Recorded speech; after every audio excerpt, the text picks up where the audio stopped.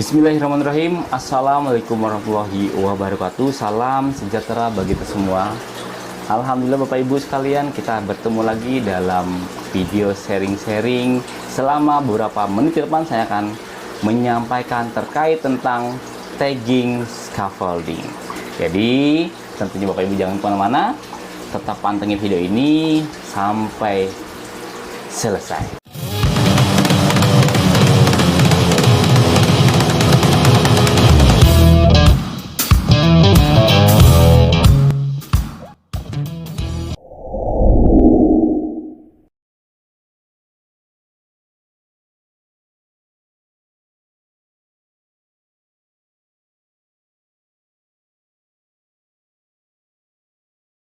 Baik Bapak Ibu, bicara tentang keselamatan, ya, maka satu hal yang wajib ya diutamakan pada saat kita melakukan suatu aktivitas pekerjaan.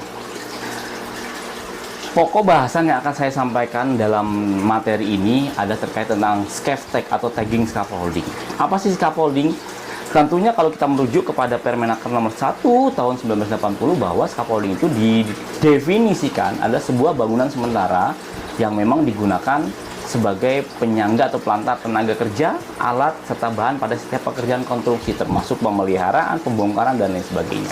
Nah, karena scaffolding atau peranca ini hendak akan digunakan untuk melakukan suatu aktivitas pekerjaan di ketinggian, maka tentunya kita sebagai seorang tenaga kerja wajib memastikan bahwa scaffolding yang akan kita gunakan ini dalam keadaan aman untuk digunakan, layak untuk digunakan.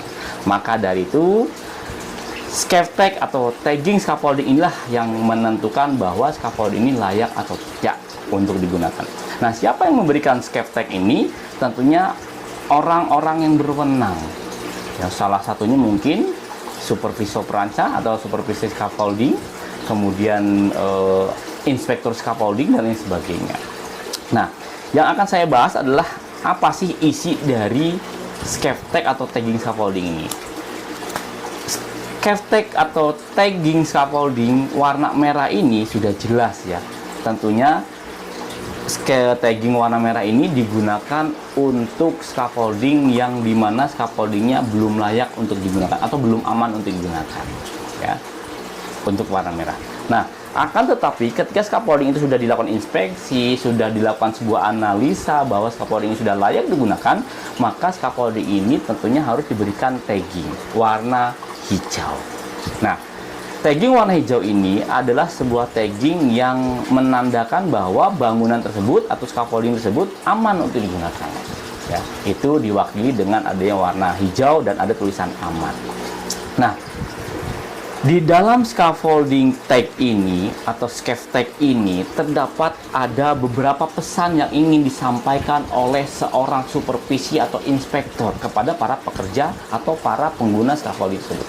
Yang pertama adalah siapa personil yang melakukan inspeksi, itu akan tertera di sini. Nah, selain personil yang melakukan inspeksi, kemudian lokasi ya, pemasangan scaffolding itu akan ditentukan oleh tagging ini. Kemudian selanjutnya adalah ada kekuatan atau kapasitas. Di sini tertera adanya kapasitas, ada light duty, medium duty, heavy duty, dan lain sebagainya. Kenapa kok dalam scaff tag ini harus dicantumkan adanya kapasitas? Tujuannya adalah supaya seorang tenaga kerja yang akan melakukan pekerjaan di atas scaffolding, mereka sebelum naik melihat dulu berapa kapasitas scaffolding tersebut ya. Jadi bukan hanya warnanya saja yang mereka lihat, bukan hanya melihat warna hijau aman dan sebagainya, tidak, tapi si pekerja pun yang akan hendak menggunakan scaffolding tersebut, mereka melihat adanya kekuatan. Di sini ada light duty kapasitas 225 atau medium 450 atau heavy duty 675. Artinya kalau misalnya scaffolding ini ditentukan bahwa kapasitasnya adalah 225, maka tentunya orang yang akan melakukan pekerjaan naik ke atas scaffolding itu tidak boleh melebihi atau tidak disarankan untuk melebihi dari kapasitas yang sudah ditentukan. Contoh misalnya, ketika saya akan naik ke atas scaffolding, saya melihat ada tanda warna hijau pada tagging scaffolding ini, sudah saya nyatakan aman. Namun saya akan lihat kapasitasnya 225. Nah, sebelum saya naik ke atas, tentunya saya akan melihat dulu di lantai kerja scaffolding tersebut sudah ada berapa orang. Misalnya ada rekan saya satu orang beratnya 80 kg. Kemudian ada rekan saya yang kedua beratnya 80 kg. Itu sudah 160 kg. Kalau saya misalnya berat saya 80 kg juga saya naik ke atas, maka kapasitas scaffolding atau beban yang ditanggung oleh scaffolding tersebut adalah 240 kg. Ya, artinya sudah melebihi dari kapasitasnya. Kalau bicara tentang kuat-kuat, bisa. Tapi tentunya khawatirnya ketika itu dipaksakan, terjadi ada sebuah kegagalan. Ketika terjadi sebuah kegagalan, dilakukan investigasi, dilakukan pengecekan, ternyata akar masalahnya adalah orang yang naik ke atas scaffolding melebihi dari kapasitasnya. Maka ketemulah akar masalahnya. Nah, itu yang tidak kita harapkan. Maka, kenapa di dalam SCAFTEC ini harus tertera adanya kapasitas. Kemudian terakhir adalah terdapat adanya kapan terakhir diinspeksi. Karena scaffolding ini dalam ketentuannya itu maksimal dilakukan inspeksi itu setiap 1 minggu sekali atau 7 hari sekali, atau sesaat setelah cuaca buruk, kena hujan, angin besar dan lain sebagainya. Ya, maka dari itu si scaffolding ini harus dilakukan update. Nah, disinilah tertera adanya update dari kapan terakhir diinspeksi. Jadi bukan hanya warnanya saja, bukan hanya dari segi kapasitasnya saja, tapi rekan-rekan sekalian, Bapak Ibu sekalian juga harus melihat dari kapan terakhir si scaffolding itu dilakukan inspeksi.